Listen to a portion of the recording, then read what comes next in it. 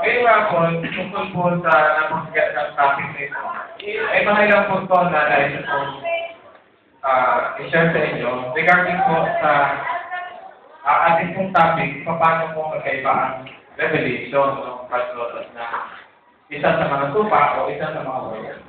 Hindi naman po yan nagsisimula sa pagkakaibang revelation, otherwise wala yan sa but it started first na kayo ay magkakaisa, assuran mo siya, tapos lumago na rin siya, nag-aaral na rin siya. So, mga kapatid, ang inuna ko po dito na nais kong i-share sa inyo ay yung tatandaan po natin na hindi po ang Diyos unorganized. Meron po siyang flow. May flow po ang revelation. Kumbaga, regardless kung simpleng pastor ka o komplikadong pastor, depende po, tatawagin ka ng Panginoong Diyos sa crowd na gusto niya pamunuan mo. Kung simple-minded person ka, and then simple-minded pastor, ang mga example mo ay mga acts at mga ahas, pupunta, ibibigay ka ng Panginoong Diyos sa mga simpleng tao din. So, halimbawa, ikaw ay pastor ng mga farmer. So, you will be just a simple pastor. So, mga sample mo, ma-adapt nila. Kung ikaw naman ay sa syudad at nais ng Panginoon Diyos, tumawag ng mga tao na medyo may talino din, so, gagawin ko sa pastor for them. Na para mag-contract din doon sa mga tao na yun, para hindi ka ini-ismol ng mga may pinag-aralan. So, para ma-challenge din po ang kanilang pagiging matalino, at mag-complete din sila sa iyo. Kahit na hindi ka nakatapos, katulad ko na maraming pastor. Pero yun po, God knows what to do. Alam ng Panginoon Diyos siya. So, sa flow of revelation mga kapatid, if God calls you to be a pastor, ikaw ang unang dadatngan ng revelation na kailangan ng tao. Hindi ibig sabihin na may mas malalim pa sa iyo.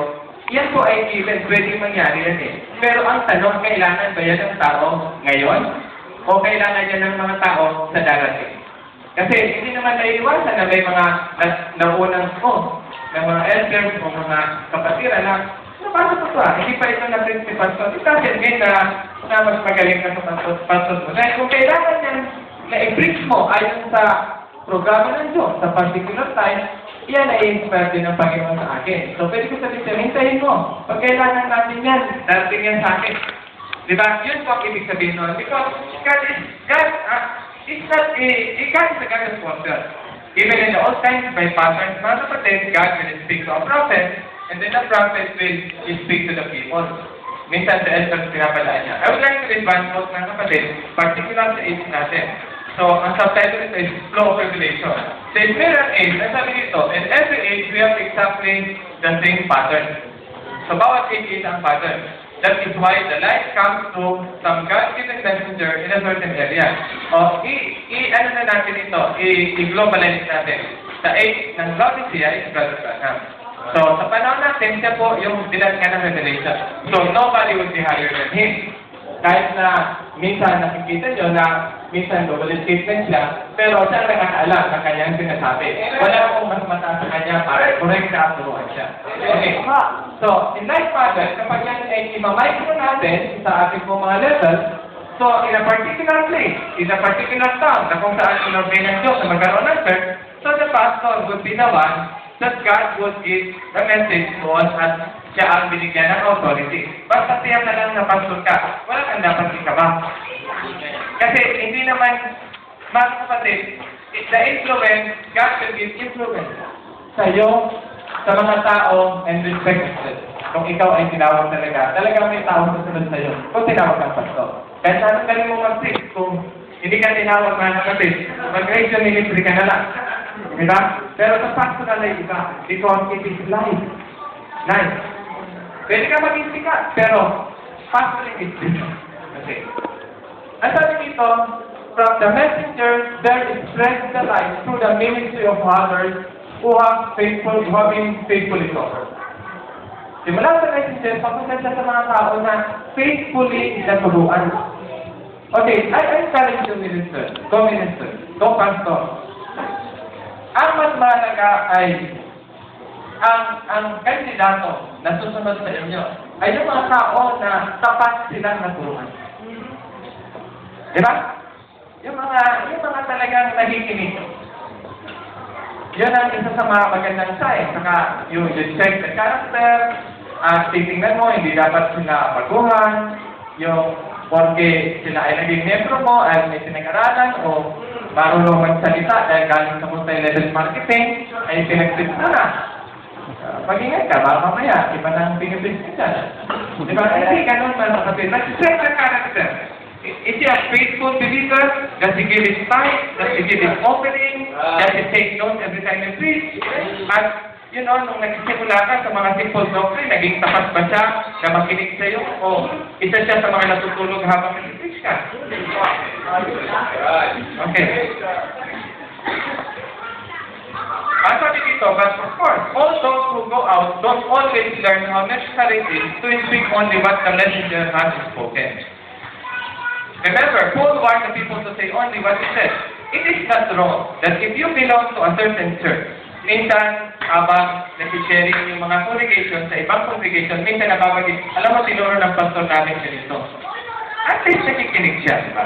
Kumaga, kaysa naman ay pupunta siya sa ibang church, tapos, alam mo, pastor na, wala yun. Kumaga, tayo naman bilang messenger ng OH ito, sinasabi natin, alam nyo, ang sinasabi ng mensahero namin ay ganito. We speak the same language. Pag tayo naman within the churches, yung iba mas pilit pa sa preaching ng ibang pastor kaysa sa sarili niyang pastor. Amen. Alam nyo, magpaalam na lang tayo. Para hindi naman sasaktan. Para sa kayong lumipat na kayo. Doon naman, alam mo na nabubusog ka. Amen. So, yan po ang aming suggestion. Para po, so the congregation would have one mind, one accord. So, pag nag-i-amen, lahat kayo nag-amen. Hindi nag-i-amen yung iba. Okay. Ang sabi dito, remember, Paul warned the people to say only what he said.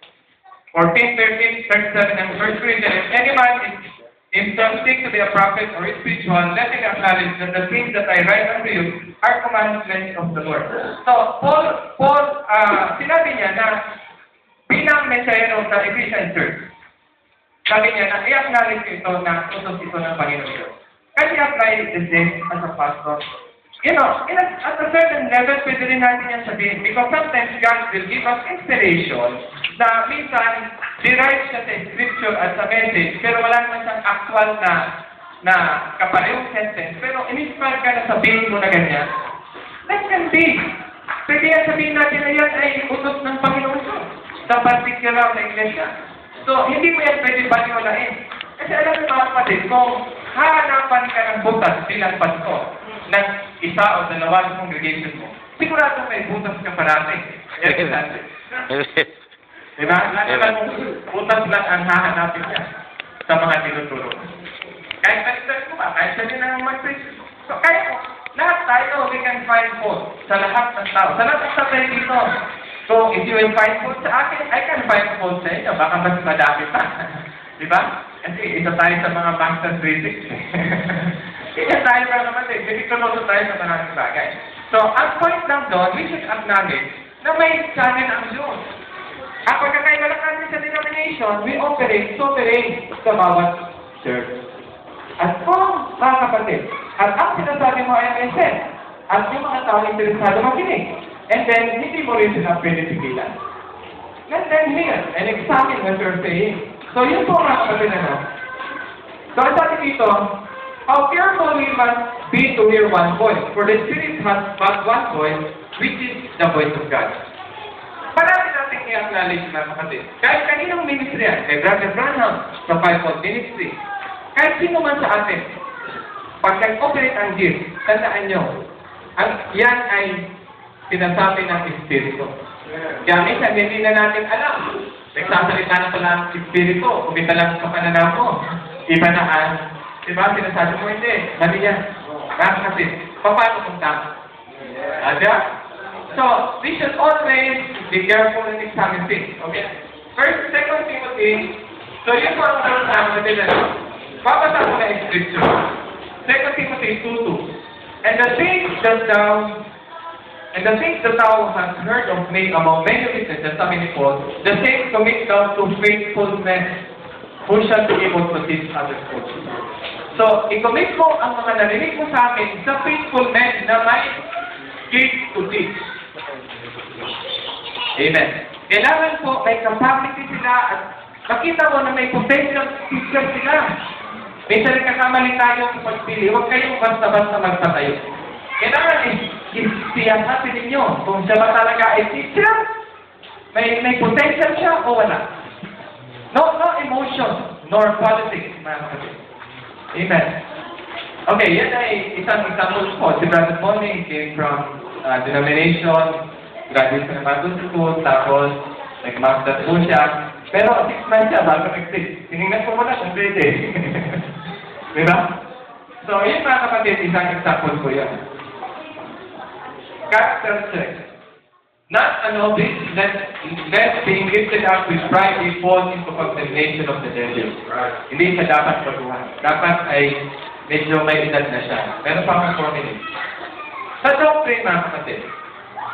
Okay, lahat tayo ay pwedeng meron tayong kanya-kanyang version sa particular doctrine. But, if the congregation, they like you to preach what you preach to them, and they are enjoying. At nakita nila sa scripture. Sa scripture na ang tinuturo mo, anong pakialam ng ibang church?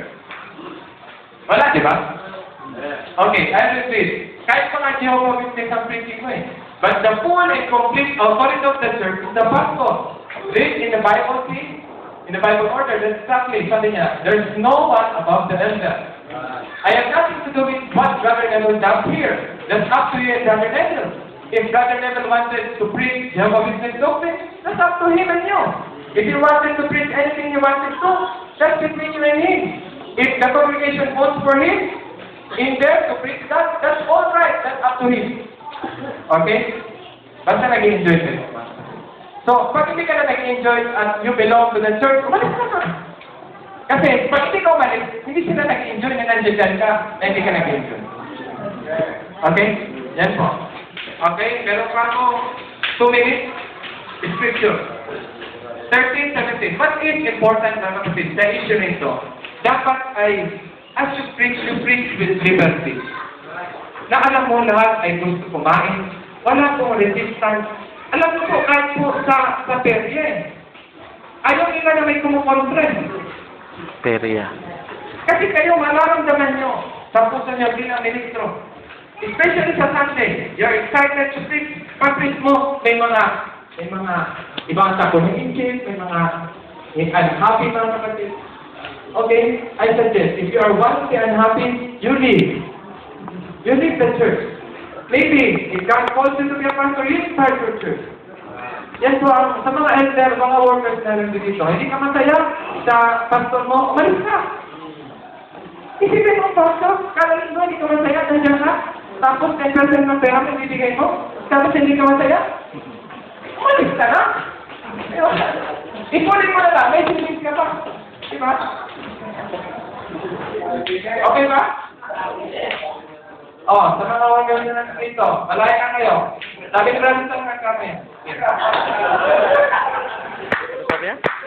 Pero mga kapatid, I encourage the pastor. Do not pick out anybody. You just preach in so much that they believe. Pag-preach ka na hindi sila napatagal. Pero huwag ka magpalaya. Kasi pag may nangyari sa kanila, ay malulungkot ka rin. Pero pag magpaalam ka, huwag mo sila pigilan. Huwag mo pigilan. Amen. It's so blessing. Go on. Okay? Okay ba? Amen. Okay, obey them that have the rule over you and submit yourself, for they watch your soul. As they must give account, that they may do it with joy. Dapat masaya ka. Finally, brethren, be perfect, be of good comfort, be of one mind, live in peace, and the God of peace shall be with you. Kailangan one mind. Last 2 verses, tayo po ako, sabi dito, one accord, one mind. Amen. It should be one mind. God bless.